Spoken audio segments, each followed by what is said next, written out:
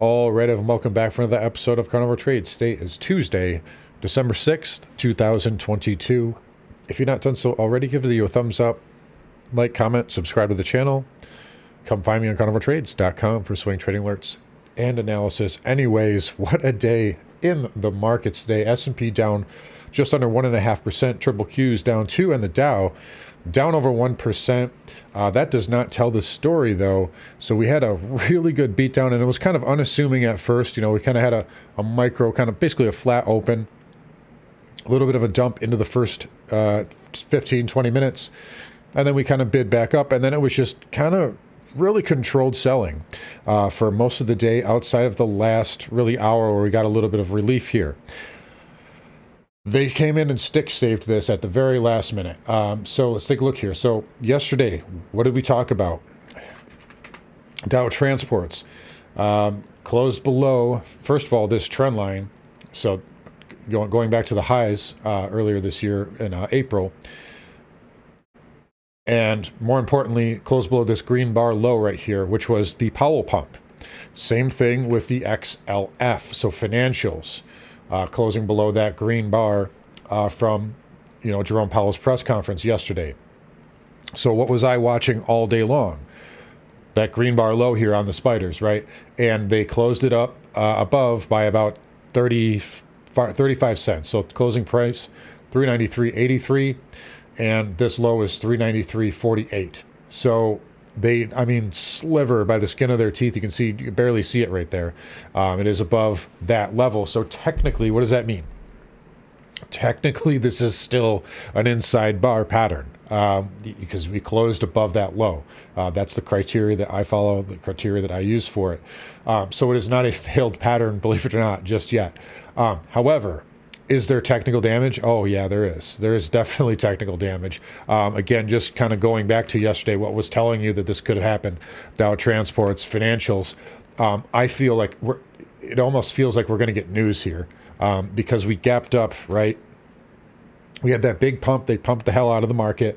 And then we gapped up Thursday, and we've just kind of had like a controlled sell. No fear yet. And then today we had a pretty good dump. So it almost feels like we're going to get news. It almost feels like, to me, it's going to come out of the financial sector. Take a look at Bank of America today. Was down over 5% at one point, down 4.26 by the close. And this wiped out, 6-7 weeks worth of trading in the last couple of days. That's not a good look here. Take a look at Wells Fargo. Big dump here. Closed below all these pivots. The XLF closed below this pivot low, in addition to closing below that Powell, that last Wednesday bar. Goldman, been a powerhouse lately. Filled the gap here today. It should have some support around 360, but that is a failed bullish pattern there. JP Morgan managing to just scratch out a gain today. That's really the only one that's been held up okay. Morgan Stanley, big beat down today. So financials, I feel like maybe this is where the news is going to come out of if we're going to get it. Also, it's a little bit of a shift in dynamic. The only reason why I didn't go all in short today is because, one, the same thing I told you yesterday, the volume is actually pretty light for a 1.5%, 2% down day like we had yesterday. That's light volume. And the other reason is the semiconductors.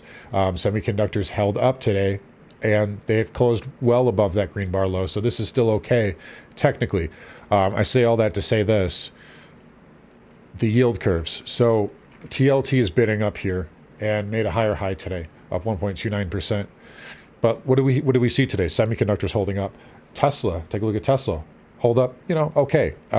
Still down, but comparatively, this is not down nearly as much. Apple had a decent bounce off the lows, although this is a pretty ugly looking candle here. My point is big tech specifically, semiconductor specifically, held up okay. And even cloud software, IGV, this has been a laggard here. This closed below, it looks like it got below that green bar low here. It held this pivot, so there's that positive. But the point is, tech is starting to show a little bit of relative strength. Why? Because the market's pricing in a slowdown. It looks like we're trying to price in a lower yield. Take a look at energy, XLE, getting hit pretty hard here today. Crude, continuing to the downside. So we're seeing a shift in dynamic here in the market. Let me flip over here. I know I'm saying a lot of words to say one thing here, but take a look at the 3-month 10-year continuing to push lower. 2s 10 spreads down 84 bips, 3-month 10-year down 83, 5s and 30s down negative 21 bips, and then the 10s and 30s basically flat. But the point is, we're really starting to price in a slowdown, and that is better for like tech stocks, right? The lower yield. So we're seeing a little bit of a shift in dynamic now. Again, 1 or 2 days doesn't make a trend. And, you know, if the semiconductor, I think we've done too much damage already. I think it's just a matter of time before the semis break this level and we see the triple Qs. By the way, the triple Qs also held this level nicely. They were never below this green bar low, whereas the spiders were today. But, you know, if one of these goes down, everything's going to go down is what I'm trying to say. But you are seeing a little bit of shift in dynamic here. Now, I will say, another domino to fall today, Russell 2000.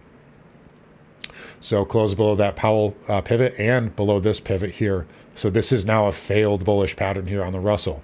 Why does this matter? Because the Russell represents risk. It's a small cap index. So if money is flowing out of risk assets, what do you think that, you know, is telling you about what investors think?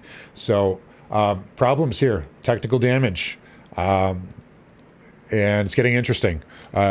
You know, we didn't see, again, I think the market can still hold up. I think we can bounce, but I think we're in sell the rip mode. I think we're very close to it, at least. We have the transports, we got the XLF, we got the Russell now on board. That's 3 major sectors here. By the way, I don't really look at healthcare that often, but this is a pretty big rising wedge here on the XLF. And, you know, looks, they saved it by the close here, but this range is getting tight up here. So there's more sectors that are looking like they're in trouble. ES here, that's a close below their rising wedge. Could they save it? Could be a fake out. Yeah, it's possible. We'll see the ES futures close in 40 minutes.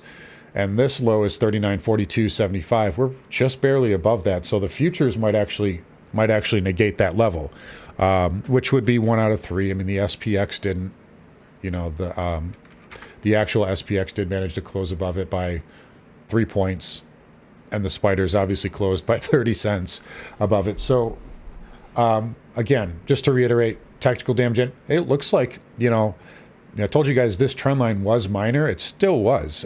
You know, you consolidate beneath it, but that just shows you how in a bear market, or when you have a strong trend, whether it's a bull market or a bear market, how minor levels can still hold up when the trend is strong enough. So, I'm not going to rule anything out, because they did say, you know, they wouldn't have come in and saved that if there wasn't a reason for it. So I wouldn't rule out another bounce, but I think you can definitely sell into that. So that's where I'm standing right now. There is technical damage done. And yeah, if this market loses 390, it's in major trouble, so that's kind of where I'm standing right now. Triple Qs. Again, same kind of deal. It's this level right here, this green bar low, a close below that, opens that air pocket that takes you down here. And again, with the spiders, that air pocket, you know, brings you probably down to 370. There's that big gap fill around 373, but that's really, 370's the better level there, if you ask me. But that's what we're looking at right now. And yeah, we'll continue to watch this market here. It's been some wild action. The Dow via the diamond here, a little bit better volume on the diamond. It did get saved, though. They did save this green bar, so we're watching that. You did lose the 20 moving average, though, so it's not the end of the world, but it is, you know, the Dow is looking tired here. Take a look at, you know, just the RSI here. You can see it's diverging pretty heavily, and it's starting to dip lower. So the Dow is in, again, the whole market's on borrowed time, if you ask me at this point. But again, like I said, they did save it, so I wouldn't rule out another bounce here. Maybe tomorrow, maybe into the end of the week here, maybe even into the FOMC and CPI next week. Anyways, we mentioned the semis. Again, watch this level here on the downside. Same thing.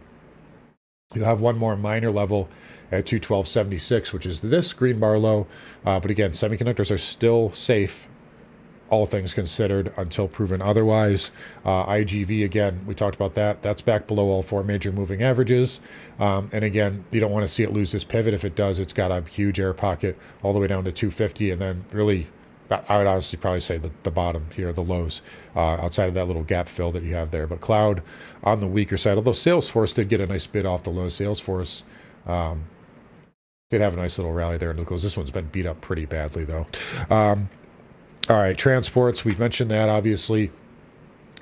Came down and tested that 100-day moving average. We now have lower lows and lower highs in place, so be aware of that. I do not, I know I originally said 15,000. I don't think it even gets up there now. But yeah, it held this level for now. It held this green bar. We'll give it the benefit of the doubt, but that's a failed breakout if I've ever seen one. So, yeah, transport's definitely flashing some warning signs here, needless to say.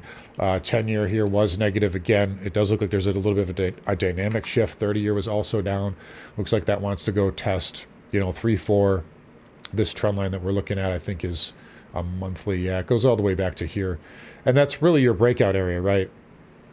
So we went parabolic right through that area, and we never back tested it, so it looks like it wants to do that right now. There should be a little support in that area, but the 30-year yield actually backing off a little bit. 2-year was green today, but again, it wasn't really stopping, so now there's kind of a dynamic shift right now. If the 2-year starts to correct and the yield curve start to normalize, that's really the market's way of front running the Fed. This is a little bit different here, though.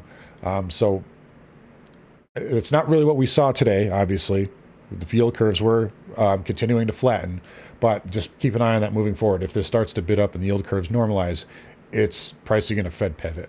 But again, that's not necessarily a good thing, just so you're aware. But 2-year up 6 basis points today, so we'll continue to watch that. Home builders, again, they got saved by the close as well. This could also be construed as a fake breakout, though. We got above it, couldn't hold it, and now we're back inside of this channel. Same thing with ITB, although it did manage to hold the 20 moving average. So ITB is in a little bit better shape here, although I don't know if it really can get up to that 65 handle here. It would take a lot for the market. It would take the market to cooperate, and it would take a lot of effort, if you ask me. VNQ. So this one looks like it closed just below that the Powell pump. So that is now another one that's below the Wednesday lows, although it still has this inside bar, so we'll give it the benefit of the doubt. But it looks to me like this is on borrowed time, and I would really shocked at this point if this played out to the upside. This looks like it wants to become a failed pattern as well. So be careful with real estate. We talked about XLF already. So that's a failure there. You did hold the 200 moving average. So again, maybe you can get a little bit of a bounce here over the next couple of days, but this is, a showing weakness here. Broker dealers here as well, back below the 20 again, nothing terrible. And it held that green bar low there by the end of the day, but again, still red flags here in the financial sector, which is never a good sign. Crude, again, we mentioned that briefly.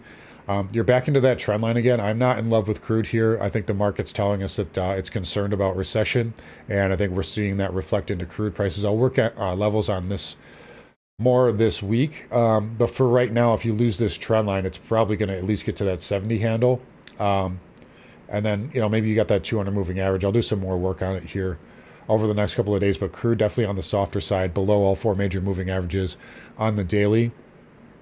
And on the weekly, you failed to reclaim that 100. So that is a little bit of a red flag here for energy moving forward. XLE, again, below the 50 moving average. You might get a bounce here. You got to pivot.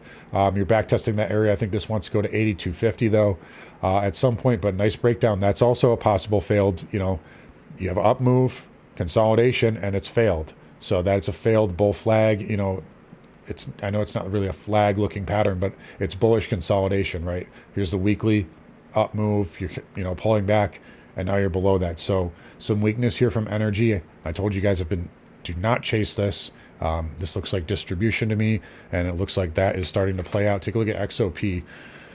Wiped out 7 weeks worth of gains in 2 days, or maybe not 2 days, but pretty quickly. I mean, from 161 to 135 essentially in the last couple of weeks. But again, you get the idea. Big wipeout, big cut through that on the XOP. It says a gap fill at 132. So we'll see if it tests that area. There is a little bit of support here with those pivots. So we'll see what it does tomorrow. It is into the 200 moving average, so maybe it gets a technical bounce. But again, energy looking like it's slipping. OIH, not down as much as you'd think, because you still are above this pivot here. But again, energy definitely on the softer side. This is still headed back to 260 if you ask me. Nat gas continuing lower. Did not take any positions in this. This does have some velocity behind it and volume. So I think this wants to go. This probably wants to get to $5 at this current time. But I'm watching nat gas. I haven't done anything with it currently.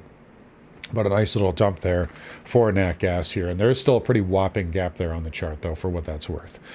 Dollar index up, as you'd expect. The market's down. Only up 27 basis points, though. It did reclaim the 200. We'll see what it does here. It didn't have a huge... dollar closed rate basically at the highs of the day. Remember, the Forex market closes a little bit earlier than the stock market. But, it's holding up okay.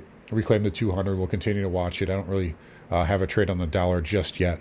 So we'll continue to watch that. Gold here was basically fractionally positive. Not really telling us a whole lot. It did hold up a little bit, maybe because TLT was bidding, but then you had the pressure from the dollar.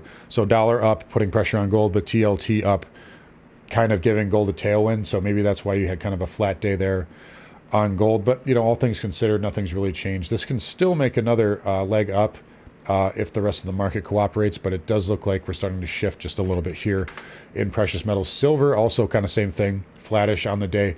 I still like this better than gold right now, but for right now, this is just still in pullback mode. I wouldn't do anything with it. Platinum, also down over 1% on the day. We'll see what it does at this trend line here, which coincides with that 50 moving average. Until then, I don't have anything for it. Then copper actually decently higher today, up 76 basis points. Which is interesting considering TLT was up so much. But yeah, copper hanging in there okay. We'll see what kind of pattern it puts in. If it starts going sideways, that could be bullish and it could want to get through $4. So we'll continue to watch copper here, but I don't see any problems or anything to do with it currently. Anyways, over to Bitcoin. Bitcoin holding up relatively well. Maybe this was a little bit of a signal today that they were going to save the market here because you still have a bull flag. Yesterday it was kind of a rejection there. We talked about that. But you still have, up move inside bar. Again, this is not a huge pattern by any means. But you could still get a bid here, maybe up to, again, like 18,000, maybe a little bit above that. So Bitcoin kind of hanging in there. Maybe that was a little bit of a tell that they were going to save the market today. But, it's hanging in there. If you lose this green bar low here at 16,429, then it's, all bets are off. But for right now, it's hanging in there. So we'll give it the benefit of the doubt. And again, maybe that's, telling us that this market does have a little bit more upside in it here. But if you ask me, we've done technical damage, transports, financials, and now Russell 2000. This can't go on much longer here. So just be aware of that. Could we always, could we get a fake breakdown here and push up to the 420? Why not? But I think that would be about it at this point, considering the price action I've seen over the last couple of days. Anyways, guys, going to wrap it up here. You guys take care. Come find me on carnivoretrades.com. I'll talk to you all tomorrow.